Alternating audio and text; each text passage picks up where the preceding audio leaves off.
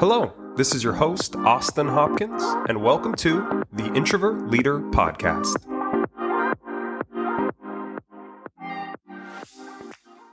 Welcome to episode 13.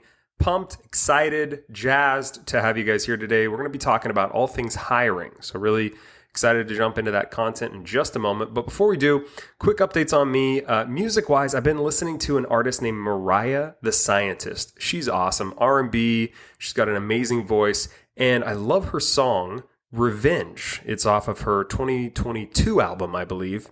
And it's actually a sample of Justin Timberlake's Cry Me a River. So I always love when songs sample music that I like, and they do it in an interesting way. So really highly recommend her. Great music to listen to, and that song is awesome. As far as YouTube content, I actually stumbled upon a guy named Yuri Wong. And essentially, from what I can tell, he takes music and loops it. So he uses a looping station and creates really interesting music. And most recently, what I've been loving of his stuff is that he takes famous lines or quotes from movies, and he then makes that into a song. So the song that really kind of caught my attention with him is called I'm a Dude.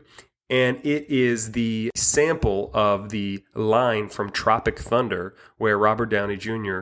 is kind of talking about his character. And so if you haven't listened to this guy, which you probably haven't, you probably have seen Tropic Thunder, then you're going to like this song and this YouTube channel. So highly recommend you checking him out. Just easy stuff to listen to, kind of fun stuff to vibe out to. Updates for me, nothing too crazy. I am excited. I'm headed back to Washington State and then Arizona next week to check out some potential cities to live in and see the fam. So it should be good to head over there and kind of get a little vacay. But I will tell you, I just checked the weather in AZ and oh my goodness, it is a hot one. I think it's like 110 today. So we'll see if I melt. We'll see if I regret our decision to move to AZ, but looking forward to that trip and then really looking forward to seeing my fam as well. So let's jump into it. So why do we want to discuss hiring? So as I mentioned in my last episode, one of the most important ways to keep a culture healthy is to hire the right people, right? You can absolutely screw up a culture by hiring the wrong people. And so many leaders don't really know what to look for, or they spend time focusing on the wrong things when they're looking to hire someone. And, during my career, I've hired countless people from all walks of life, and I can confidently say that I've made a lot of mistakes, but over time, I have mastered the art of hiring the right people. I can confidently and humbly say that I've been able to find a way to figure out a person during the interview or in our brief interactions and figure out if they're going to be a good fit for my culture and see if they're going to be a good fit for the company. So that's really why I want to talk about hiring. I want to give folks some key kind of takeaways, some strategies, some repeatable processes that they can implement to hire the right people. So during the episode today, we're going to talk about what I always looked for when I was hiring someone. We're going to talk about some of the hiring strategies I've used, how to work with recruiters. We're going to go in through some of the kind of common hiring mistakes and some of the benefits of hiring the right people and some of the risks of hiring the wrong people. And of course, I always like to finish it up with a story that kind of brings it all together. So to jump into it today, let's start with what I look for when I'm hiring someone. So every time I set out to hire someone in my career, I always thought about what I was looking for before I went into the interviews, before I even started that process, right? I wanted to make sure that whoever I hired could fit into the culture I had created. That was the most important thing for me. Right? And if I wasn't 100% certain that the person we were looking to hire would fit into the culture, then I just wouldn't hire them. Even if they checked a lot of boxes, I would go with my gut. And if I could tell that they weren't going to be a good fit culturally, I just wouldn't take the risk. So the things that I always looked for in candidates were basically these 5 to 7 things, right? In no particular order. Number one, I wanted to find out, are they someone who's focused on adding value, right? Folks that are focused on adding value at all costs, they tend to do better, right? Because they're focused on what really matters. Another one was, is this a person that's humble? Are they braggy? Are they cocky? Because if they're cocky, if they think they're better than they are, I had no interest in them working on my team. So humility was a big thing that I looked for. Moving on, I looked for people that were selfless, people that could take care of their teammates, people that weren't just in it for their own goals, their own priorities, but they actually cared about the people around them. That was a big one that I cared about. Another one that I always looked for was, could they follow through, right? Are they the kind of people that stopped when things got hard, or do they actually see through the whole situations? Could they take feedback? Are they someone that I could give feedback to, constructive feedback, and they could use that to grow, to get better, to better suit the needs of the team? Another one that I really loved was there something that I could learn from this person, right? If I'm looking to hire someone and I feel like there's nothing I could learn from them, nothing that they have mastered, nothing that they've accumulated or learned amongst, their life or their career, then I was less likely to want to hire that person, because if they're just like me and they feel like they're kind of just the same version of me, I don't really want to have a team of a whole bunch of Austins, right? I want to have a team that has a whole bunch of different people that fit together in the right way. And then something else that I always looked for, and this was a big one, was, are they a positive or a negative person, right? And you can kind of tell when you're interacting with someone. Are they a kind of person that feels, woe is me, that everything's against them, that they don't have control over their future or things that happen to them? And if so, I had zero interest in working with someone like that, because what I found is that folks that are negative, that assume things are out of control, and that assume that everyone's against them, or that, they're unable to control what's around them, they are not good workers, in my opinion, and they are big, big culture drains. So those are some of the things that I always looked for when I was actually looking to hire someone. So when you're actually hiring someone, right, obviously you're going to be interviewing folks, and I'm going to be real honest with you. I absolutely hated interviewing people. I did not like it. I felt uncomfortable doing it, even till the very end when I was just interviewing people this year. 15 years of working in banking, I still did not enjoy interviewing people. And for me, the reason I didn't enjoy it is because I felt like it was a very formal scenario, right? You only had maybe 30 minutes to an hour to figure out if this person was the right person for the team. They were on edge. They felt some nervousness. I felt some nervousness. So I just didn't really enjoy it. And I also believed and thought that, interviews are important. Don't get me wrong. They're very important, but they're also just one part of the story. Right? I know plenty of people that are some of the most hardworking, driven, talented people in the world, but they suck at interviews, right? They just don't like interviews. So that being said, we still got to interview people, right? When we're looking to hire someone for a team. So the things that I always like to do to kind of set that up and make that experience not so crappy was a few things. One, I would always try to focus on the human versus the resume, right? So I know I have a resume in front of me of someone I'm looking to hire, but a resume is just a version of that person, but it's not the full story, right? I know people that are incredibly valuable, but might not have the pedigree or might not have the formal education. That doesn't mean that they're not valuable, and that doesn't mean they couldn't be a great fit for the team. So focus on the human you have in front of you versus the resume. Another one that I always kind of approached interviews with is assuming the best, right? It can be easy to look at someone who gets nervous or says the wrong thing during an interview. And trust me, those things are I'm paying attention to, but overlook certain things, right? Overlook the nerves. If everything checks out, right? If everything else makes sense, their answers were good, you can get the vibe that this is a person you want to work with, then overlook the little things, right? Those aren't as important as you might think. Another one for me is, if it was possible, I always tried to get the folks on my team to also interview and get the blessing before we hired someone. So up until, my most recent team, every time I would hire someone, I would want to have 2 or 3 people from my team do an interview as well. Right now, this is within reason. Right? It's something I hate within the whole interviewing, hiring process is making people go through, 17 interviews. That's not what I'm talking about here. But what I would like to do is I usually would do an interview myself, and then I would invite 2 or 3 people from my team to also conduct an interview with this person. And it really was interesting because, number one, the folks on the team felt like they had some ownership of who we were going to hire on the team, who we were going to bring in to work with them, which they did. And 2, I was able to get different perspectives on candidates that just myself, I couldn't figure out, right? Certain things maybe I didn't see, I didn't pick up on, but having other people interview these people as well, it was interesting because I would get to learn new things and they would mention things that I hadn't thought of. And so that was another big one that I always like to do. Something else that I think is really important as you kind of approach interviews is don't put people through extra interview crap if you already know you don't want to hire them, right? If you've already made up your mind that you're not going to hire them, don't ask them to do a whole bunch of projects, 30, 60, 90-day plans. Don't make them go through 30 interviews, right? give them a fair shot. But if you know they're not going to be a good fit for your team, don't waste their time. So I want to give you a couple of the questions that I asked during all of the interviews, right?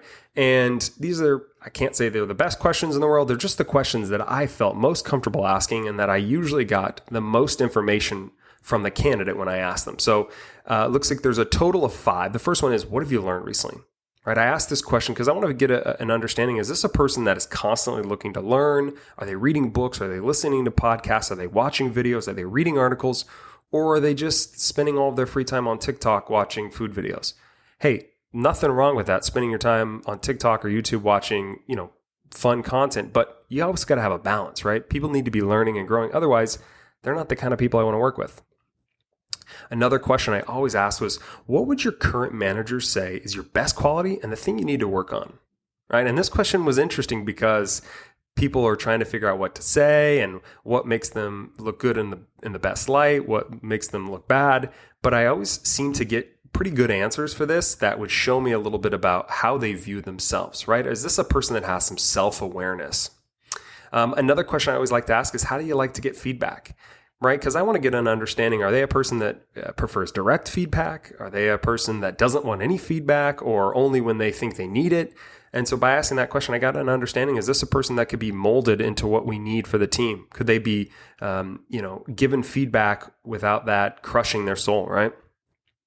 And another one I always like to ask was, what was the hardest part of your last job? Right? I would ask this question because it would give me a sense of what this person saw as their limitations or what this person saw as the things that were challenging to them. And that also gives me insight to figure out, hey, maybe those are going to be some of the same challenges we have here. For example, let's say they said, hey, the hardest part of my last job was balancing so many things at once. Well, if they're applying for a job with me and I have a lot going on in my team, it's probably not going to work if they have a lot of things they have to juggle here, if that was the hardest part of their last job, right? So those are some of the things you can kind of ask to figure out. My favorite question, my last question is, what is your why?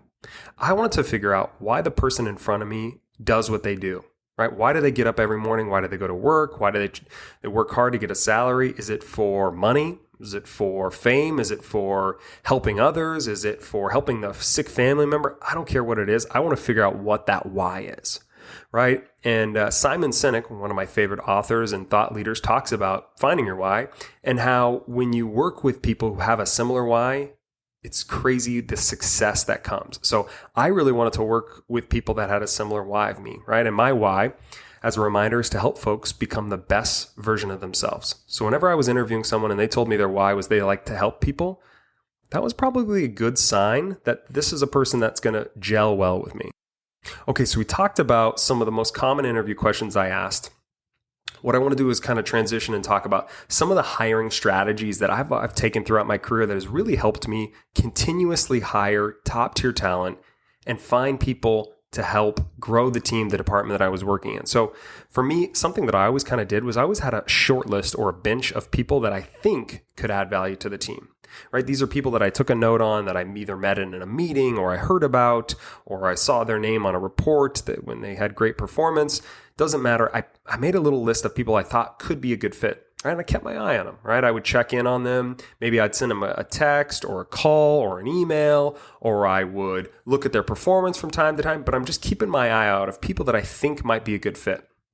And this was nice because multiple times down the line, I would then be able to hire those people and I would be able to save time because I already kind of thought they might be a good fit for me. So really, really good strategy that helps kind of always keeping you ready for that next time you're going to need to hire someone. Another one for me is make sure the people around you know what you need. So something that I always like to do is tell the people on my team, tell the recruiters, my peers, anyone what I was looking for. And in fact, in a moment, we'll talk a little bit more about the importance of working with recruiters. But again, making sure people are aware of what you need, because if you don't say anything, you're not going to get any extra help. But it's funny, when you start mentioning what you need to people and what you're looking for, people would come out the woodwork to make recommendations or introduce people to me. So really, really helpful.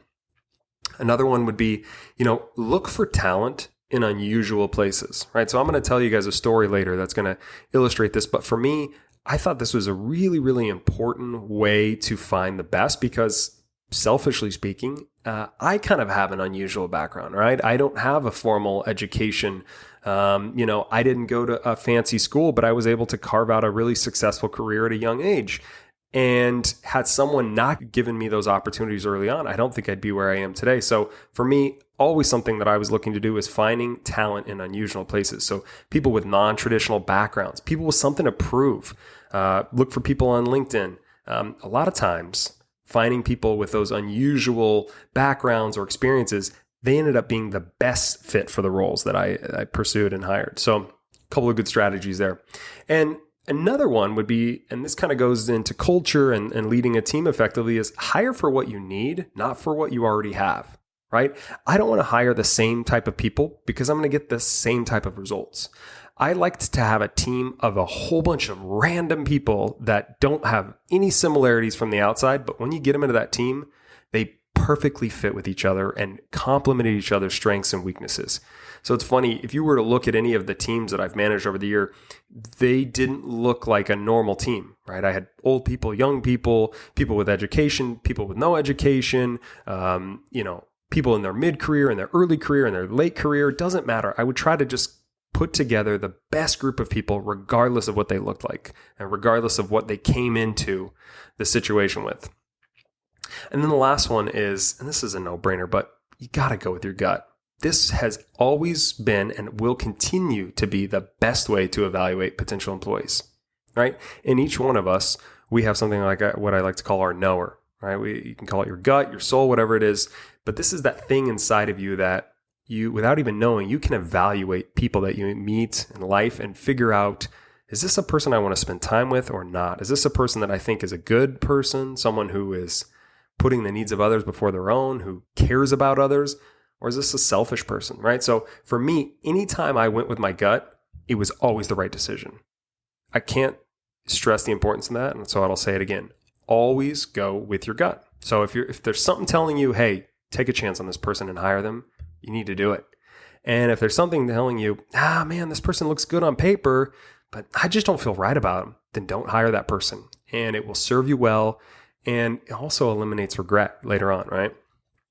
A minute ago, I talked about working with recruiters. I think this is something really important. So I want to touch on this for just a second, specifically about the importance with working with the recruiters within your company. So 3 things that I always did when I was working with recruiters. Number 1 is I always was extremely honest and specific on what did I need, right? So what kind of experience was I looking for? The skills, the background, the certifications, whatever it may be. I was really honest and specific on what I was looking for.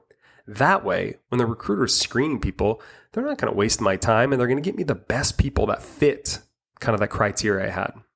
Another one that I always like to do is anytime I was working with a recruiter, I always like to start with helping them understand what the role was and the team and really walking them through the current state of the team, where we're going and how this new person could potentially help. And this really was great because, again, it got that recruiter to think like me, to think about the needs that we had within the team. And again, get the best candidates to me.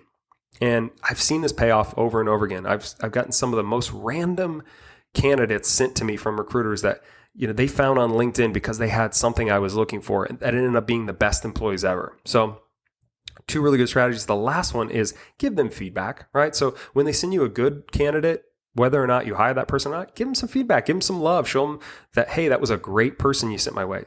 Again, right? The more you recognize something, the more of that behavior you get. And then, of course, on the flip side of that, make sure to give them feedback when things don't go so well. So when they send you a bad candidate that really just doesn't fit what you're looking for at all, make sure to give them that feedback, of course, in a respectful way, but tell them kind of what you're looking for and maybe the things that they could look for next time. So again, working with recruiters, you want to be able to control that process from the very beginning to the very end, the whole hiring process. So if you can get the best candidates sent to you ahead of time, you're going to save time. Your team is going to save time because they're going to be interviewing people. So really, really good strategies to just make it far more efficient. So I want to move on into some of the most common mistakes that I've seen.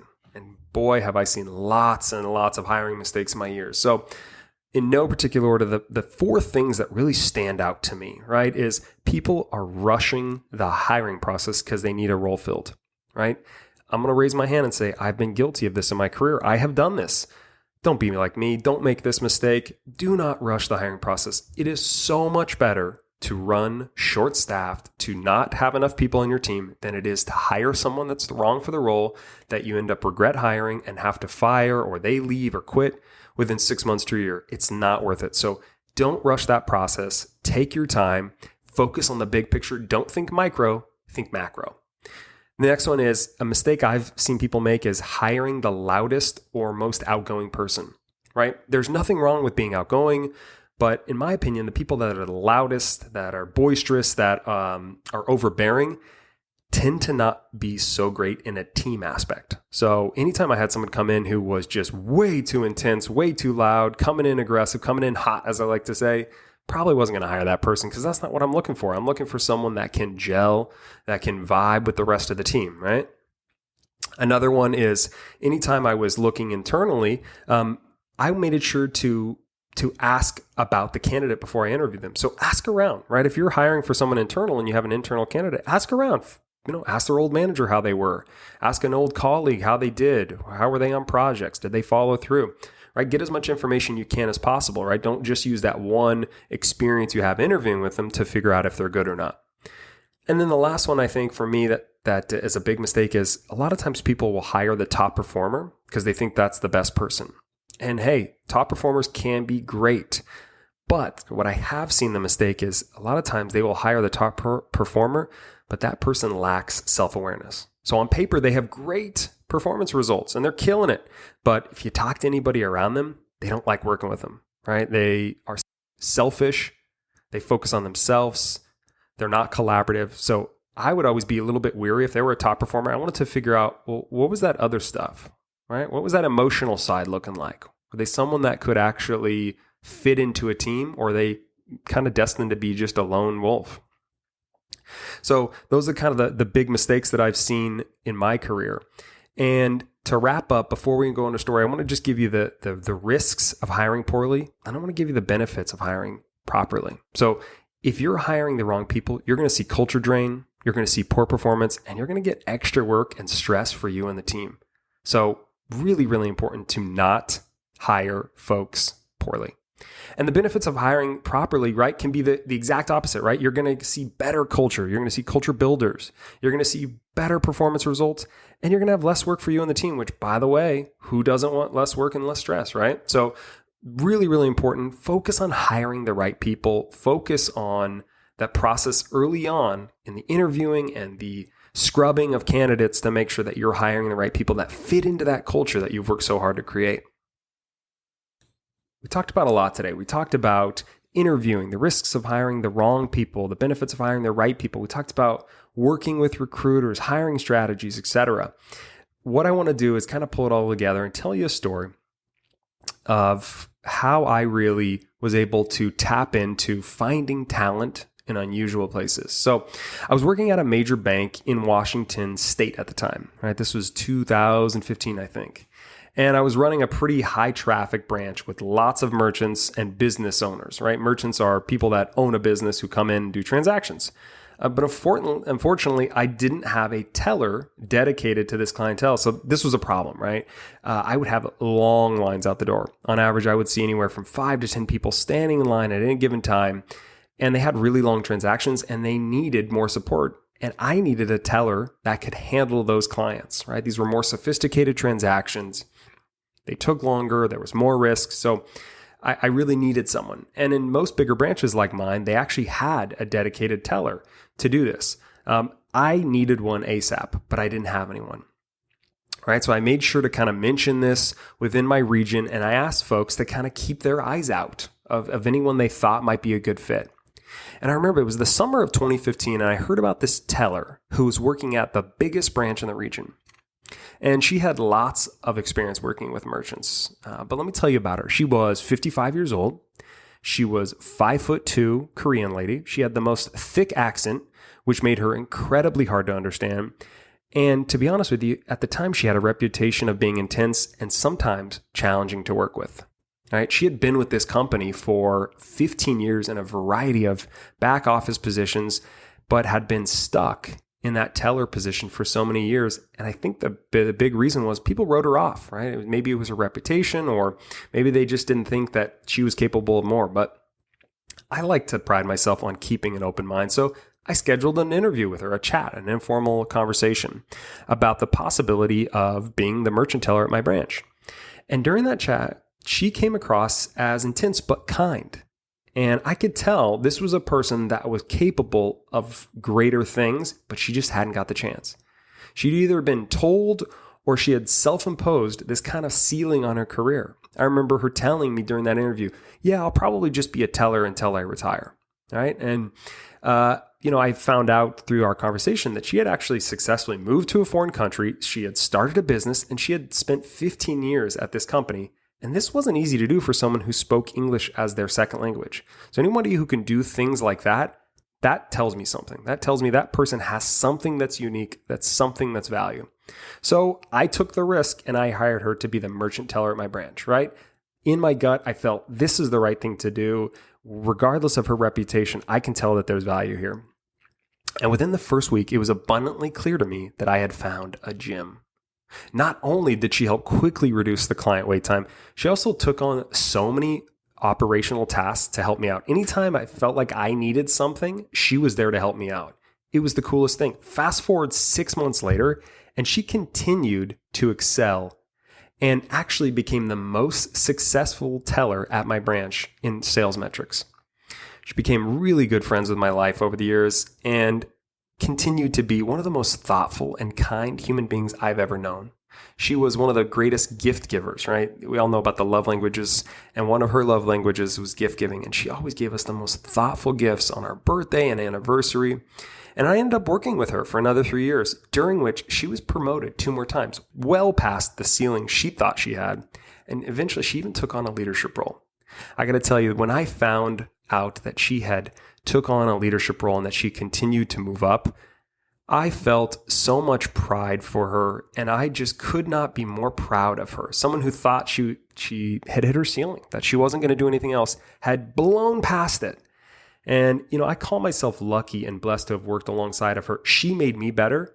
I had found an incredible employee, and I also found a friend. So do yourself a favor, hire with your gut, look for talent where people least expect it, and you're going to find some of the best people you've ever worked with.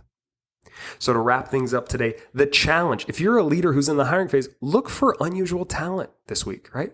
Find people with something to prove. Focus on the human rather than the resume. And if you're going into an interview, do your best to show your human side.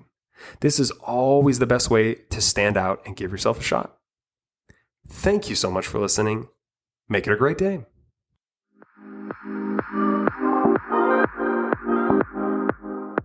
The Introvert Leader Podcast. Subscribe for new episodes every other Wednesday.